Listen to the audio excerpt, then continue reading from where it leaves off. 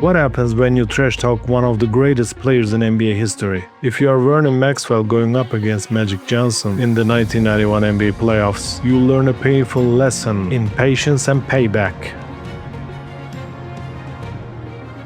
It is the fourth quarter of the Game 3 in the 1991 NBA playoffs. The Lakers lead the Rockets 2-0, but Houston is fighting desperately to avoid elimination on their home floor. Magic Johnson backs down Vernon Maxwell in the post again and again and again. Skyhook after skyhook. It is a post-up one-on-one lesson. Maxwell, the Rockets' fury guard nicknamed Mad Max, finally cracks. He turns to his teammates, calling for help on defense. Magic seizes the moment with perfect timing. No, you don't need no help. As the Lakers go on to complete the sweep, Maxwell has learned a valuable lesson. Be careful what you say to a legend. But how did we get here? How did one of the most iconic trash-talking moments in NBA playoff history unfold? Let's rewind. It is April 1991. The Western Conference playoffs featured the third-seeded Los Angeles Lakers facing the sixth-seeded Houston Rockets in a best-of-5 first-round series. These aren't the Showtime Lakers anymore. Under the first-year head coach Mike Dunleavy, they've slowed the pace, focusing on half-court execution and defense. Magic Johnson is still the conductor, but at 31 years old and in his 12th season, adapted his game. Less running, more controlling. The Lakers are battle-tested veterans. Magic Johnson, James Worthy, Byron Scott. They know what championship basketball feels like. The Rockets? They're young, hungry, and dangerous. Hakeem Olajuwon anchors the middle with his deadly footwork. Kenneth Smith runs the point with flair. And then there's Vernon Maxwell, fearless and combustible and always ready to talk.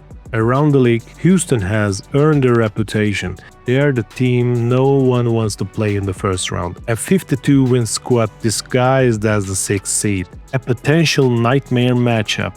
But the Lakers aren't just anyone.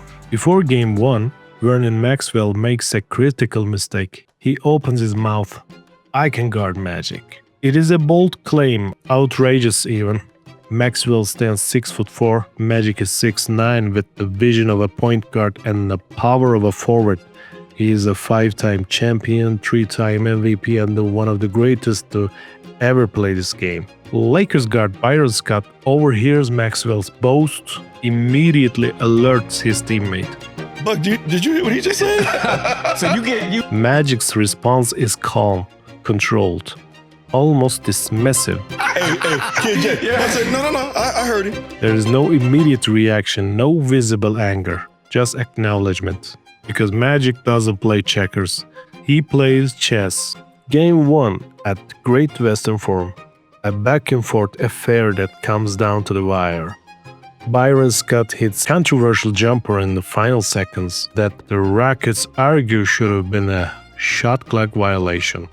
The Lakers escape with a 94-92 win.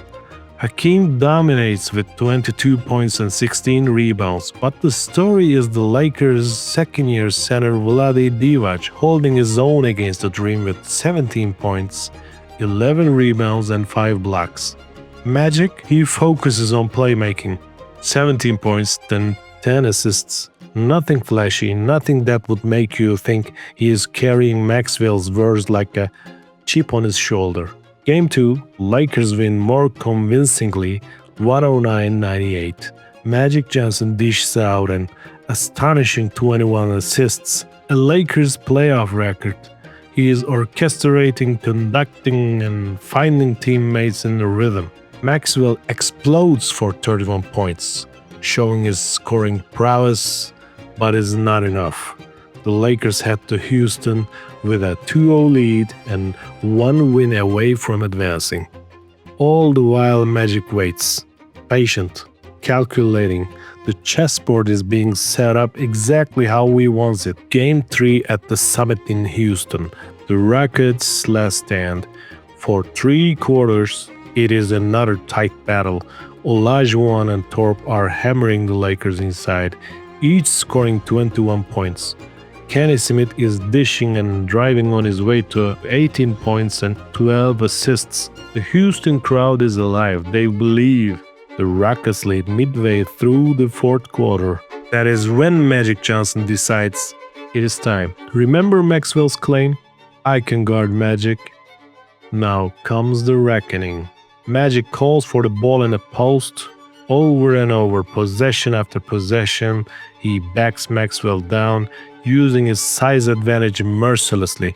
The skyhook that Kareem taught him becomes Maxwell's nightmare. In the second half, Magic pours in 24 points. He'll finish with 38 for the game. The Lakers take the lead. The momentum shifts. The Rockets season begins slipping away. And then it happens. The moment that will live in NBA trash-talking lore. Overwhelmed and overmatched, Maxwell finally turns to his teammates calling for a double team, for someone, anyone, to help him stop Magic. Magic sees this and with perfect timing delivers the coup de grace. I said, that's what I'm talking about. Byron Scott, witnessing the exchange, would later recall it as remarkable. That was like the first time you saw Buck turn to somebody and say, No, you don't need no help. It wasn't just what Magic said, it was how he said it. Calm, matter of fact, while continuing to score on Maxwell. The Lakers complete the sweep with a 94-90 win. Magic's chess game played to perfection. Years later, Vernon Maxwell would acknowledge the story's authenticity on a podcast. But it's a true fucking story, and Magic, yeah, you did do that. But on the flip side, though, now I gotta tell, it's two sides to all this shit. Maxwell's counter, while conceding that Magic dominated him offensively, he claimed Johnson wanted no part of defending him. After they score, when Magic throw that goddamn hook on me, when they score, Magic, they cross guard. Bam. Yeah. He didn't stop there, critiquing Magic's defensive abilities. No, sir, Magic big ass couldn't move his feet. Now, I love him to death now, but goddamn now, Magic, you was a casualty on defense. It was casualty.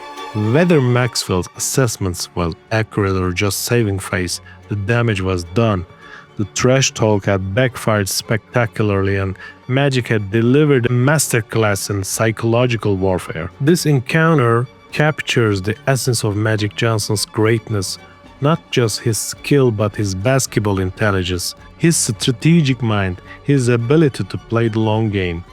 Maxwell wasn't worrying about his own abilities. He was a fearless competitor who would go on to become a key piece of the Rockets championship teams in the mid-90s. But on this day, he learned a valuable lesson about challenging legends. What makes this exchange particularly notable is the timing. 1991 would turn out to be Magic's last full season in the NBA. In November that year, he was shocked the world by announcing his retirement, as you know. While the Lakers would advance to the 1991 NBA Finals, eventually falling to MJ's Chicago Bulls, this playoff series against Houston represents one of the final chapters of Magic's initial career. It is a snapshot of a basketball genius at work, not just physically dominating with his skills but mentally outwitting his opponent, waiting for the perfect moment to strike, setting up the chessboard for an inevitable checkmate. As for the Rockets, this painful sweep was part of their journey. They learned from these experiences. By mid-decade, they would be champions themselves, with Maxwell playing a significant role. But on that night in Houston, there was only one teacher on the court, and Vernon Maxwell had received a masterclass from one of basketball's greatest professors. Be careful what you say to a legend, because legends do not forget and they always have the last word.